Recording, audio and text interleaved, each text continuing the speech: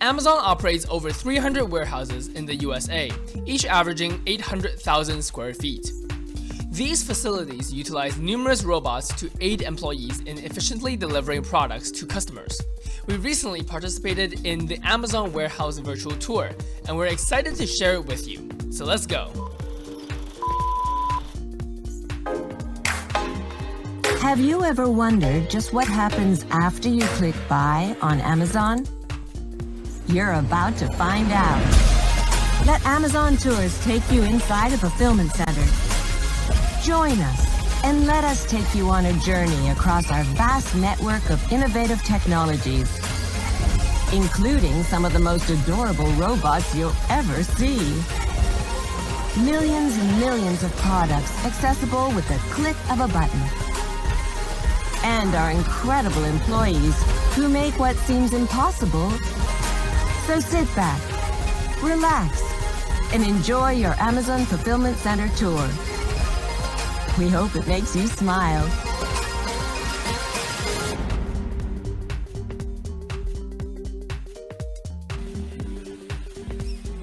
All right. Well, hello, everyone. Welcome to your Amazon Fulfillment Center tour. Hi, my name is Tony. I'm one of our tour leaders here at MSP1, a fulfillment center located in the state of Minnesota. Now, you're going to be joining us live and virtual for me today. What day is it today? It's Monday. It's Monday in the afternoon here from me in America. I would love to know where you're calling in from. On your screen, you're going to see a question and answer box.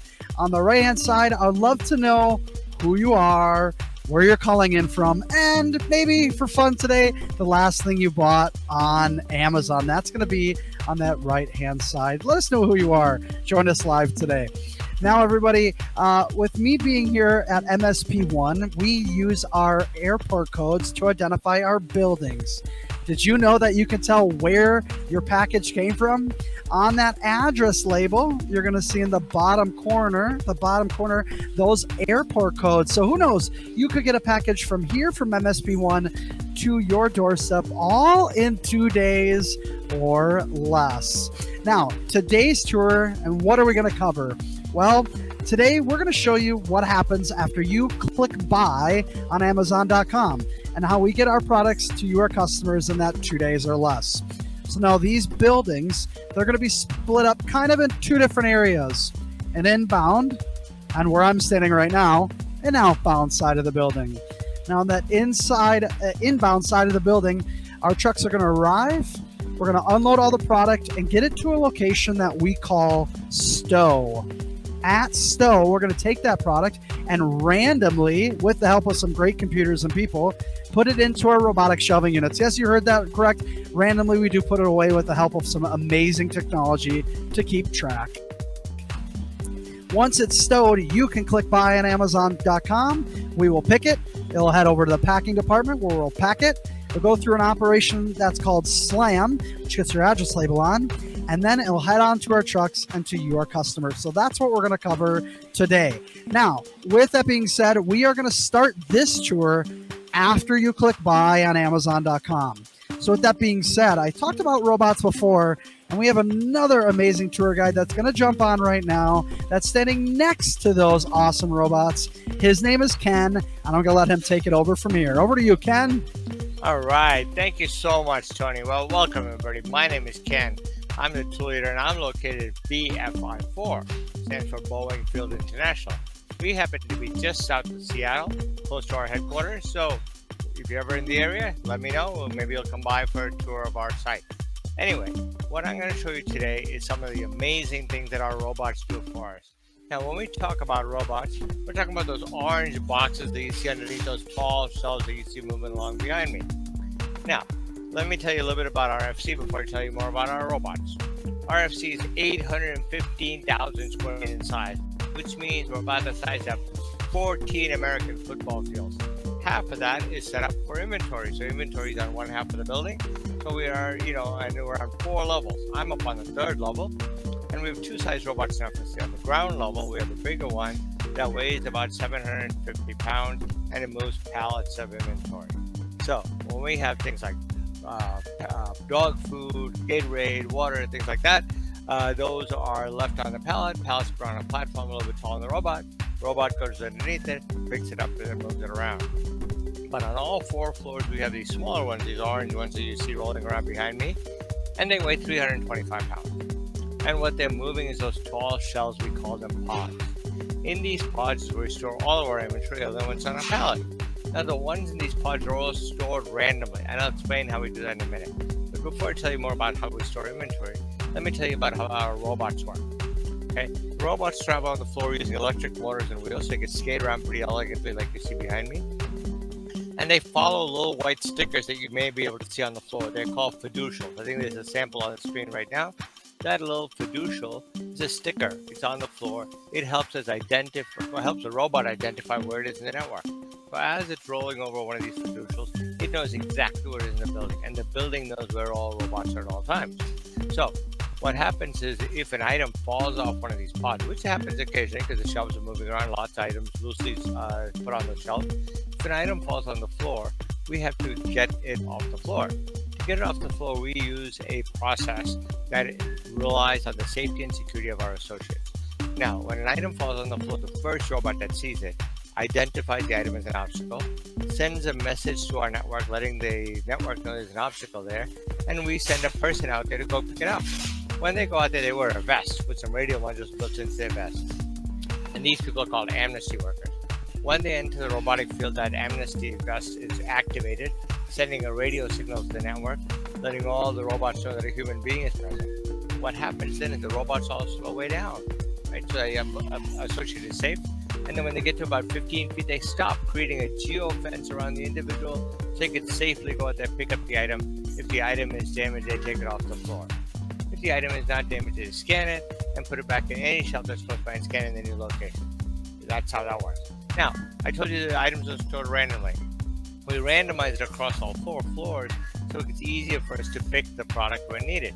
So when a customer orders something, the system will automatically send that demand for that item to one of our many pick stations, assuming it actually exists in this building. If it exists in the building, that system demand is sent to a specific pick station. Guess what we're going to do now? We're going to go to a pick station and see how that process works. So follow me to a pick station. And let me pull up the safety gate first. Let's put up the safety gate because obviously safety is important. We're now going to head over to a pick station, so follow me. Now, as you can see, the pick stations are very close to the last station I was at. And now these pick stations are where we're going to see how the process actually works. So come on in here. Hi, how you doing? How you doing? He's picking for us today. So this is a pick station. So let's say you ordered something. Let's say the latest and greatest Zelda game that came out, right? A few weeks ago. I'm not a big video game player, but let's say you ordered one.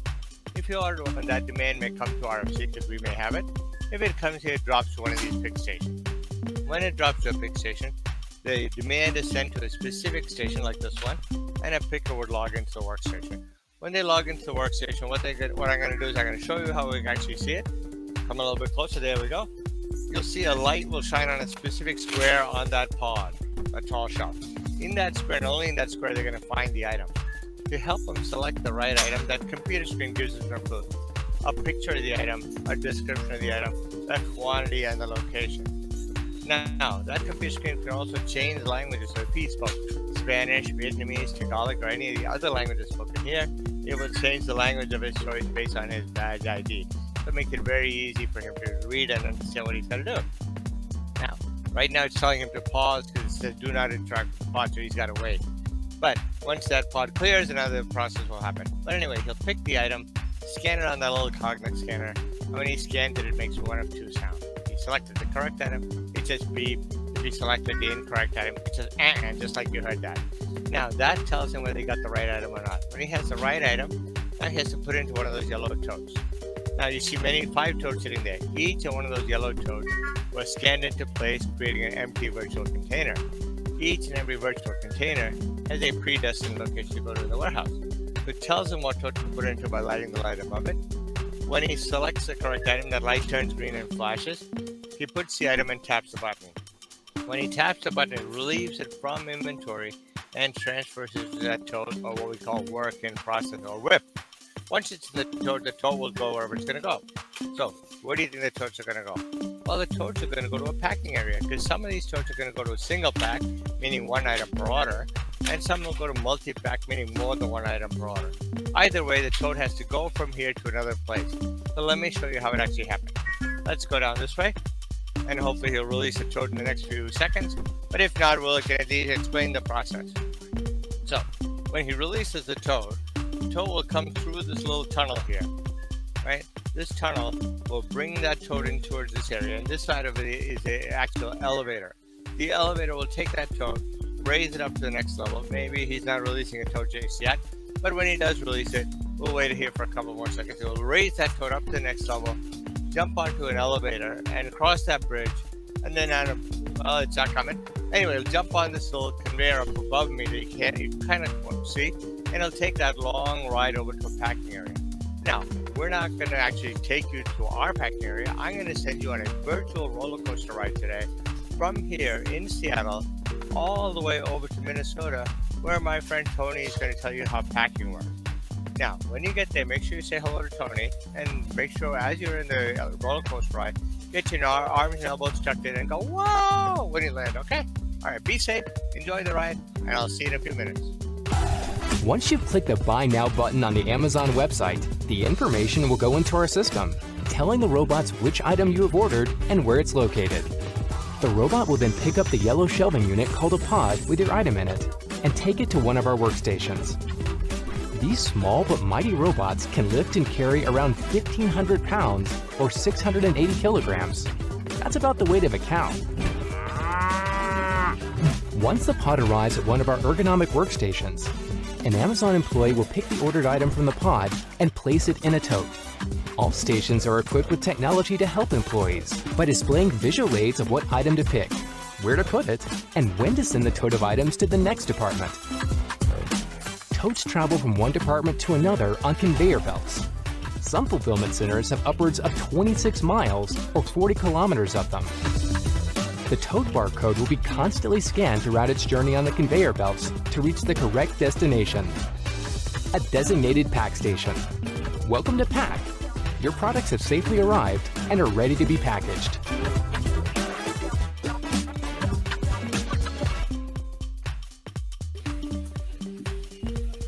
All right, everybody, we are back. It's here, me again. It's me again. Does that make sense? Hello, everyone.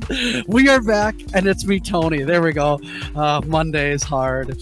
We are now here in the pack area, and I've got some great responses from what you all bought, and I'm going to read them. So you're going to see me look down for a second. This customer said, we're homeschooled kids from Texas, and the last thing we bought was sushi rice. I love that.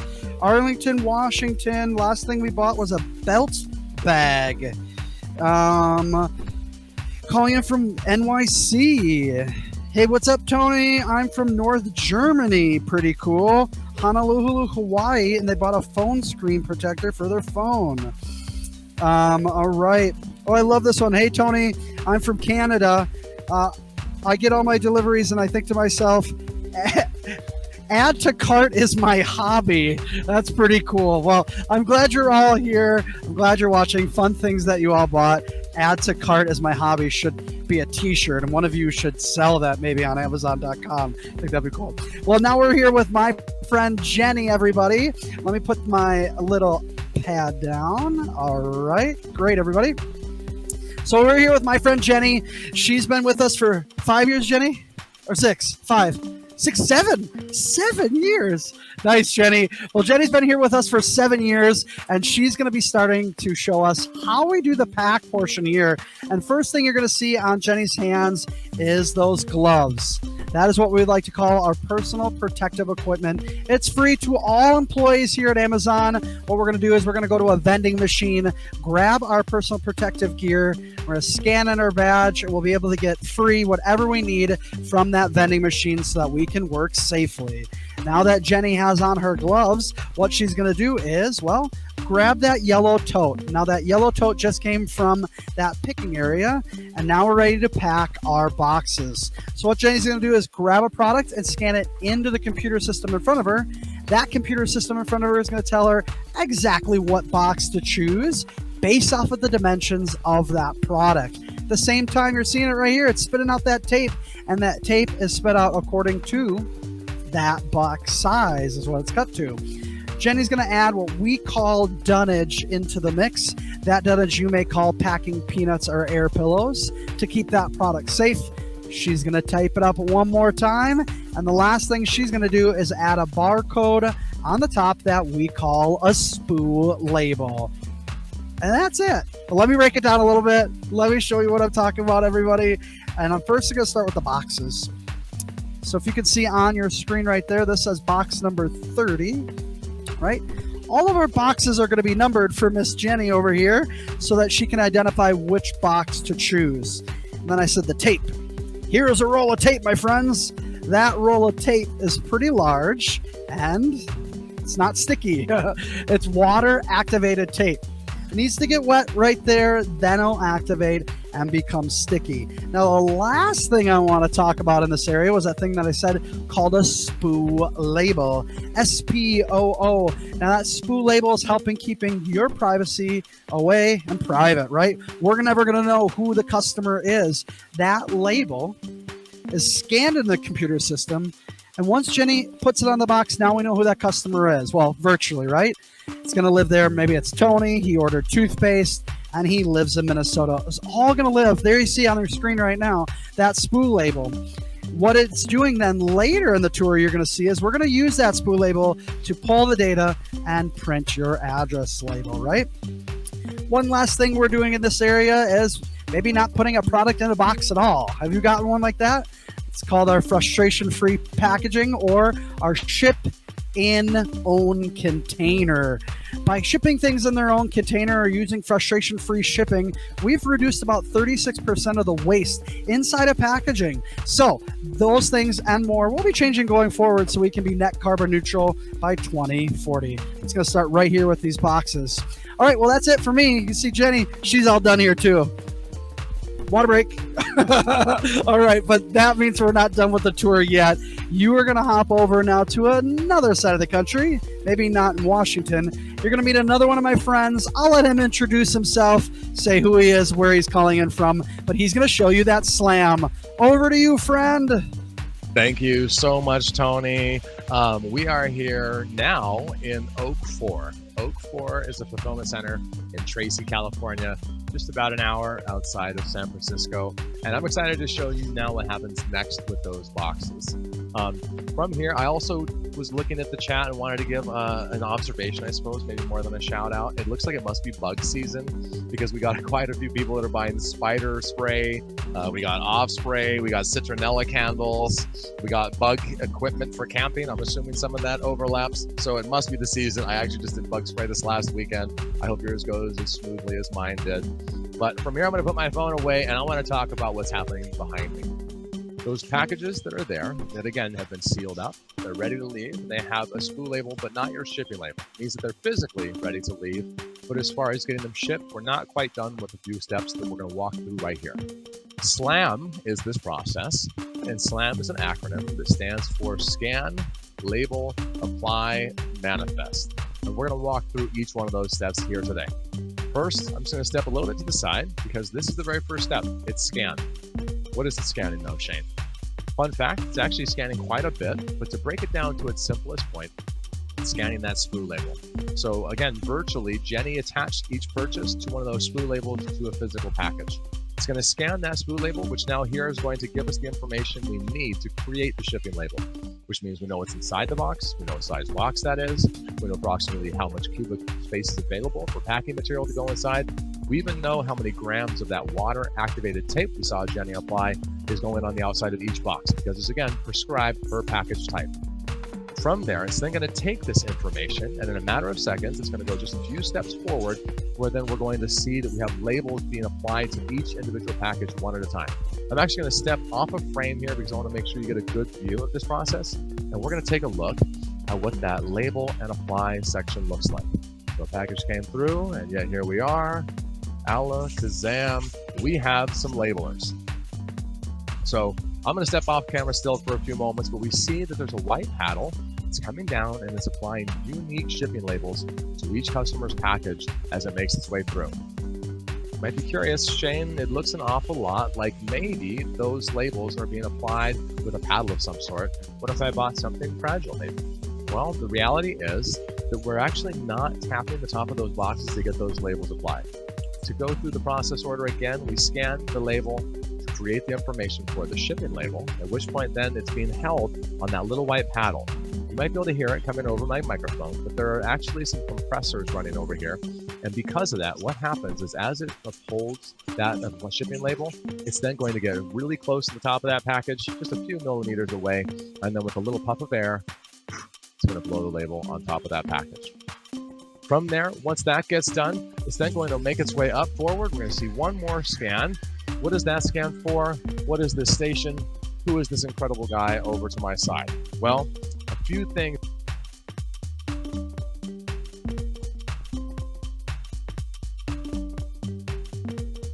And onto a truck downstairs. Once it's in the truck, it gets stacked in a nice tight wall, like playing a game of Tetris. And anything small like envelopes are put on.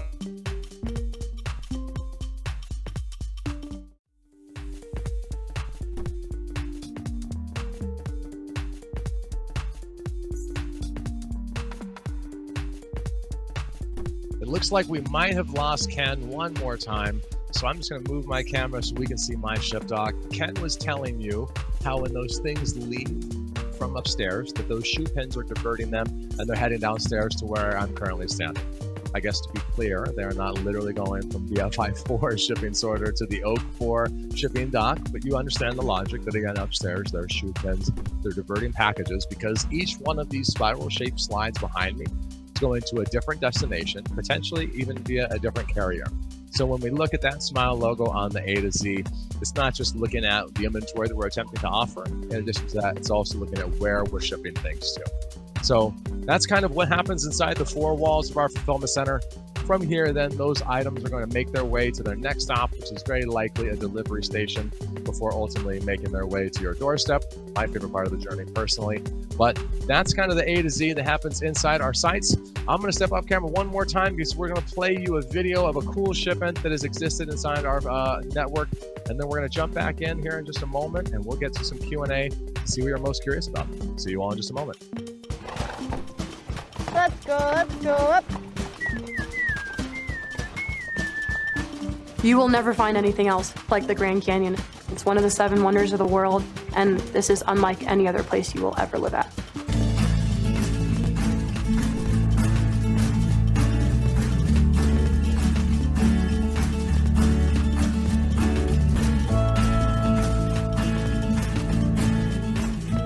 Phantom Ranch is an oasis at the bottom of the Grand Canyon. From the South Rim where we're sitting, Bright Angel Trail takes you down to Phantom Ranch. It's about 9 miles. There are no roads, so it's critical to have the mules going to Phantom Ranch. The packers ensure that there are materials for our guests down there, as well as the employees that live throughout the year. We bring down pretty much anything that Phantom Ranch might need. So we'll supply the steak dinners that the guests eat. We'll supply toilet paper and towels. Amazon packages get delivered to our big purchasing warehouse, and the packages going down at the bottom of the canyon get brought to the main barn. The biggest reason why we get ready so early is to beat the heat. Down at the bottom of the canyon, it can be 25 to 30 degrees hotter than up here. On average for us, it takes about 4 hours to get down. The great thing about mules is they're half horse and they're half donkey, so you definitely get a little bit of personality from both their parents.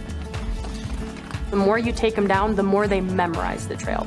Most of the mules that we have at this point could probably walk the trail with their eyes closed. They're one of the most sure-footed animals. Let's go, everyone. Let's walk. Come here. Step up.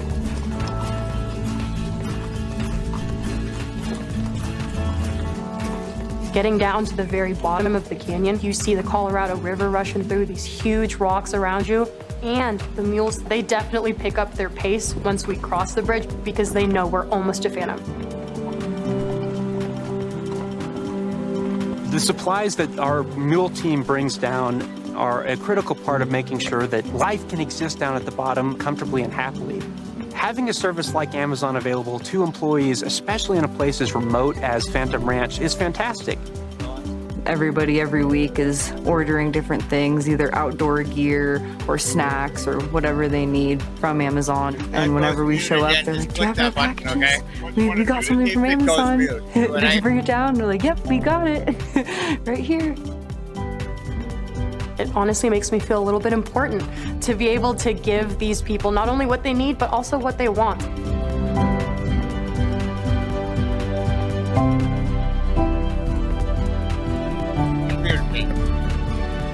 Once I'm on screen.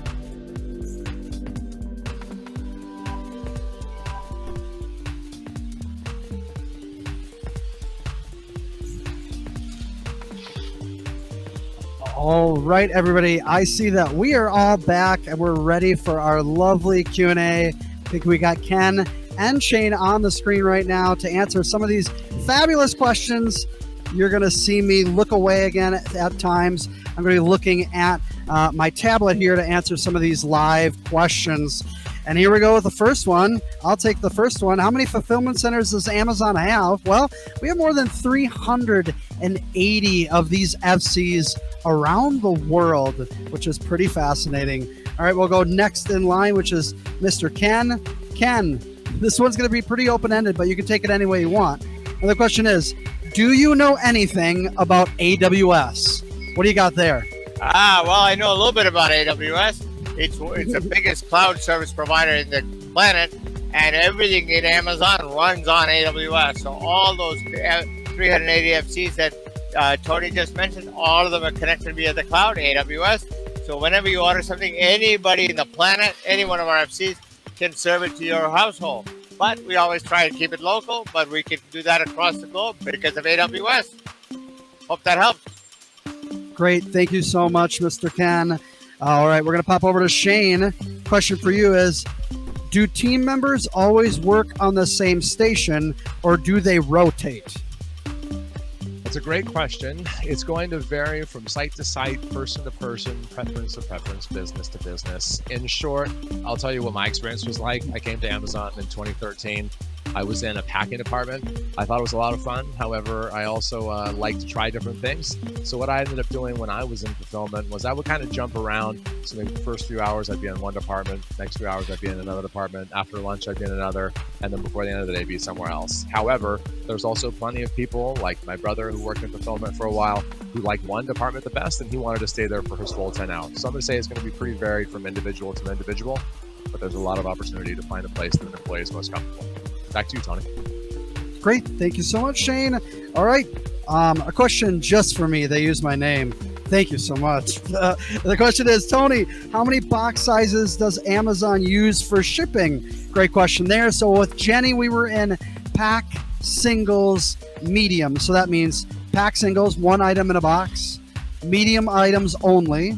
So for her, she had about 1, 2, 3, 4, 5, 6, 7, 8, 9, 10 to 12 boxes. In the whole building, we could have more than 30 different box sizes in the building. Of course, it's going to depend on where you are and what they're selling outside of that building. But here at MSP1, we have about 30 different box sizes. Ken, over to you. How long are these shifts that workers are working? Excellent question. So here at BF54, most people work 4 days a week, 10 hours a day. So they either work AM or PM 10 hours, but they only work 4 days a week, which I think is pretty cool. So they get 3 days off every week. Great. Thank you, Mr. Ken. All right, Shane, what happens if a mistake is made along the way? For example, a product is put in the wrong box or it's routed to the wrong location. What do you know about that? I know a lot about that. Thank you. Before I give that answer, I wanted to give a quick shout out. Daniel said, wow, thanks for this moment. I just want to say thanks for joining us today, Daniel. We really appreciate it. But as far as variables are concerned, when something moves through a fulfillment center, we have to have a very clear understanding of what that is. So let's just go to the very beginning with Ken. When we were picking an item out, Ken said that we were going to pick a new video game like Zelda. if we mistakenly grabbed Breath of the Wild instead of Tears of the Kingdom and it got placed into a tote, that system wouldn't even let us move to the next interaction. If we get to the pack department where Jenny was, on her screen it would illuminate some different information saying that there's an unexpected item. Or work backwards to figure out what was. But there's a lot of quality checks in place in fulfillment, as you might imagine. Having physical virtual matches within every step of the process is pretty critical. So they're all going to be unique, but they're most certainly in place. Thank you for the question. Great. Thank you, Mr. Shane. Question, are the fulfillment centers open 24/7, Tony? Now, it's going to depend on where you are in the world and what they're shipping, but here in Minnesota, we are open 24/7, only Thursday, Friday, and Saturday. The rest of the time, we close a little bit in the AM so we can fix a lot of the conveyor belts so that they don't shut down during the day. So that's going to depend on where you are. Here in Minnesota, we are open Thursday, Friday, and Saturday, 24 hours. Mr. Ken, can you use packing tape that's easy to peel off for recycling? Do you know about our packing tape, and is it recycling? Well, I know the packing tape that we use here is recyclable, so it is recyclable. But if you're really curious about the tape you specifically got in wherever city or state or country you might be in, look it up online about Amazon, and there's a lot of detail about where the packing tape is, what kind of recyclable it is, and I believe there's an actual site about sustainability. Tony, do you know the exact link to that site? Yes, on all of our dunnage or other things, it's going to have that website, Second Chance, and you can go there to check out. But on all of our packing, it will tell you where that's at. Or like Ken was talking about, you can go to aboutamazon.com in the search bar, talk all about recycling, and that will pull up that recycling website for you. But yes, the tape here is recyclable, so that's good. All right. Mr. Shane, they are wondering, why does Jenny not have a vest on if all of us have vests on? What do you know about that? It's a great question. So everywhere in fulfillment is going to have different PPE. Tony mentioned this. We actually saw one of those machines on screen when he was at that stop. And the reality is that all jobs have different things that we need. And when we're in a packing station, we don't need to have the vest on. But things like gloves, we most certainly did see Jenny wear, where Tony is currently not wearing gloves. So it's going to be relative to the job we're working. Yep. Great. Thank you. All right. Question is, what is the process when very large items are ordered, one that does not fit in the pods or totes? Great question. So everything you're seeing here and all of our buildings are actually for small items, smaller than a microwave. So a couch will not fit on that robotic shelving unit. So all of our sites are no more than 18 inches or 25 pounds. Will product leave from these facilities and go to you, our customers? Now, we do have those bigger sites available that carries couches, kayaks, and TVs, and they're not going to have a robotics because that will involve a multi-person lift or a forklift or other things like that. They will not use this style of robotics. Well, inside of those facilities, they will use robotics and people together. It's just not quite what you saw today. So those large items are not here. Who is next in line? Mr. Ken. Ken, can you please show us the inbound receiving area and process? Well, we can't show them. Can you talk a little bit more about inbound? Sure thing. Yeah, and as Tony said, we cannot show it to you today because obviously that's not part of our tour. But what happens is product comes into our building. When product comes into the building, it comes in boxes, yellow totes, or even pallet loads. We bring that in, we receive it in, put it in what we call a stow station. A stow station basically is the station where they put the items into those tall yellow shelves that you saw where we picked items from. So there are people who are stowing items in the various stations all around the building, right next to somebody who's picking the item. So that's a stow process. That's part of our inbound or incoming process. That's the best information I can give you, but there are videos that you might be able to see about stowing that might help you a little bit more. Great. Thank you, Mr. Ken. All right, Shane, I got a big one for you, so let me know if you need to repeat it, but I think it's a good one to answer. Question is, Shane, I am based in Phoenix. I ordered a gift for my son, and it arrived the next day. My brother lives in Chicago. He ordered the same gift on the same day I ordered it, and it took several days to arrive. Why is there different shipping speeds?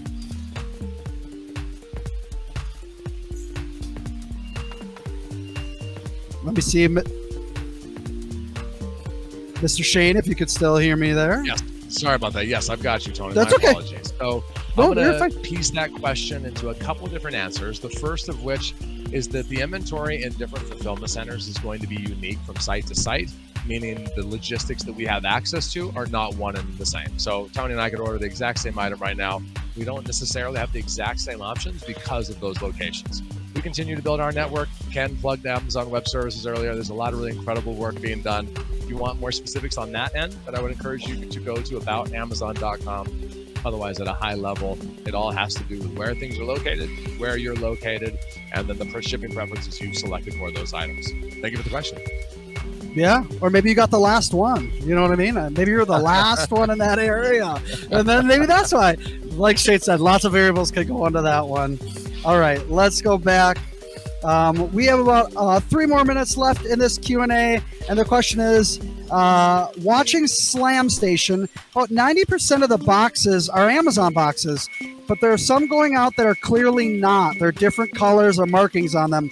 Why is that? So first of all, most of ours should be our Amazon box, but if not, it could be an advertisement. Like Taylor Swift's new album, we put that on a box. She wanted to put that advertisement on there, so that could go out. Or if you remember me in packing talking about SIOC, ship in own container. So maybe you bought a box of golf balls in a very large box, and it's shipped in its own box. There are some vendors that use different boxes that are just plain, but most of the time it's, like you said, 90% will be those Amazon boxes. It could be an advertise on a box. It could ship in its own container, or for different sellers, they may have just a plain box, but that's going to be the different reasons why you got them there. We are going to go to Mr. Ken. How accurate is the shipping sorter? What kind of things could go wrong? Oh, excellent question. As you can tell, I'm standing in front of a shipping sorter. If you watch it, it's making boxes exit at certain points, right? And that's pretty accurate because based on the zip code and the post and the carrier, so those are pretty accurate. And when it gets downstairs, they get loaded onto a truck. And as they get loaded on the truck, they're also verified to be the right product going into the right truck. There's multiple process steps to ensure accuracy before it gets to the customer. So, yes, it can happen that a wrong package could go on the wrong chute, but if that happens, it gets caught downstream before it gets to the customer. So the shipping sorter is actually very, very accurate. I don't know the exact number percentage. I don't know either, but it is very accurate, Ken. I agree with you there. All right, Mr. Shane, how do packages get into the trucks? What do you know about that? Oh, great question, especially given that that was the first job I had in fulfillment. And the reality is, where I was standing when I jumped in camera for just a moment, you saw those spiral-shaped slides connecting to conveyors.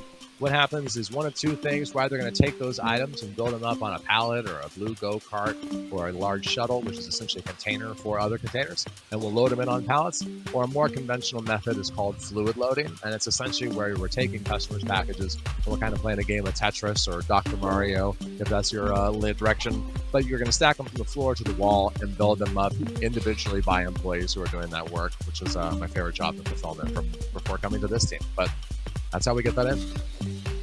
Cool. Thank you, Mr. Shane. All right. Where are we here? Where do international orders depart from? Well, they depart from right here, or in Shane's facility and Ken's facility. So all of our facilities can ship to 185 countries around the world. Now, 75% of your product is going to come from that region, right? Not necessarily that state, but the surrounding states. That's 75% of your product. But it is very possible, and all of us have seen it happen. We can ship to 185 countries right from this doorstep. All right.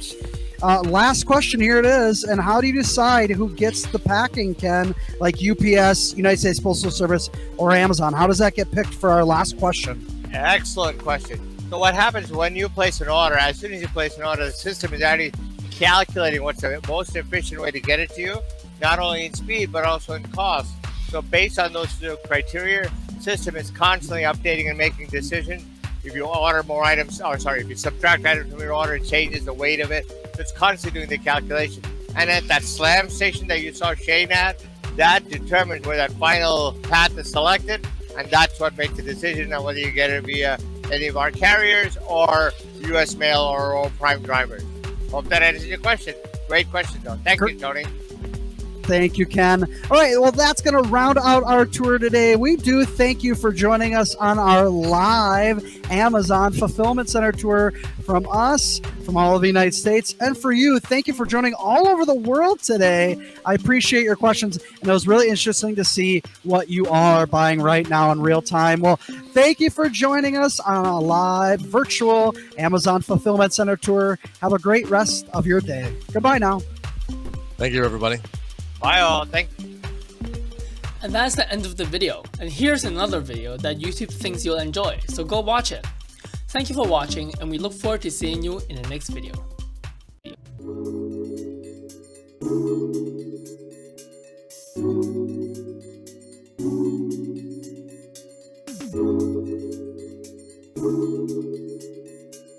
Thank you.